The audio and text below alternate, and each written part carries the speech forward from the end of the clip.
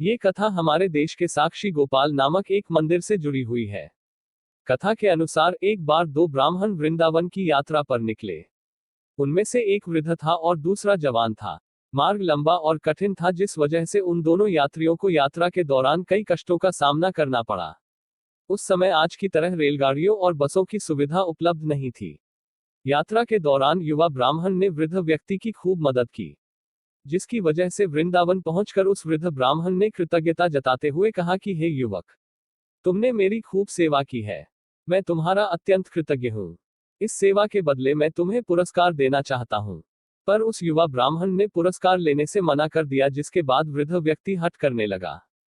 फिर उस वृद्ध व्यक्ति ने अपनी जवान पुत्री का विवाह उस ब्राह्मण युवक से करने का वचन दिया। ब्राह्मण युवक ने वृद्ध व्यक्ति को समझाया कि ऐसा नहीं हो सकता, क्योंकि आप बहुत अमीर हैं और मैं तो बहुत गरीब ब्राह्मण हूँ। फिर भी वृद्ध व्यक्ति अपनी हट पर अड़ा रहा और फिर कुछ दिन तक वृंदावन में रहने के बाद दोनों घर लौट आए। वृद्ध व्यक्ति ने सारी बातें घर पर आकर बताई कि उसने अपनी बेटी का विवाह एक ब्राह्मण से तय कर दिया है।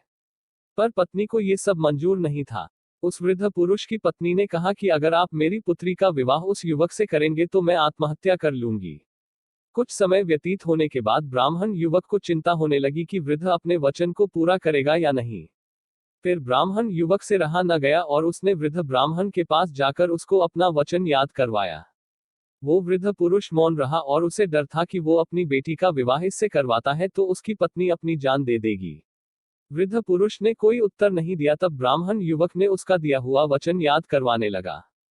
तभी वृद्ध ब्राह्मण के बेटे ने उस ब्राह्मण युवक को ये कहकर घर से निकल दिया कि तुम झूठ बोल रहे हो, तुम मेरे पिता को लूटने के लिए आए हो। फिर ब्राह्मण युवक ने कहा कि ये सारे वचन तुम्हारे पिताजी ने शिवगृह के सामने दिए थे।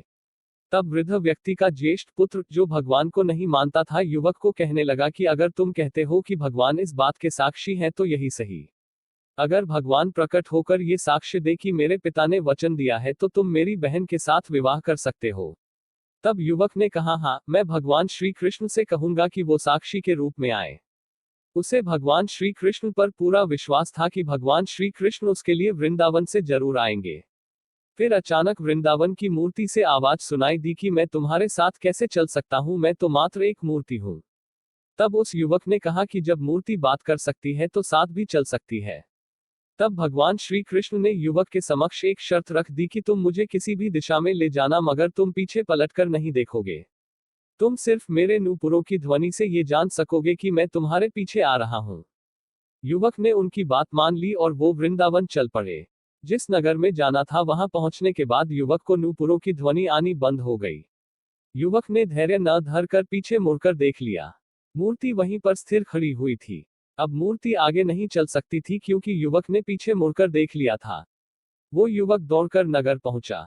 सब लोगों को इकट्ठा करके बोलने लगा कि देखो, भगवान श्री कृष्ण साक्षी रूप में आए हैं।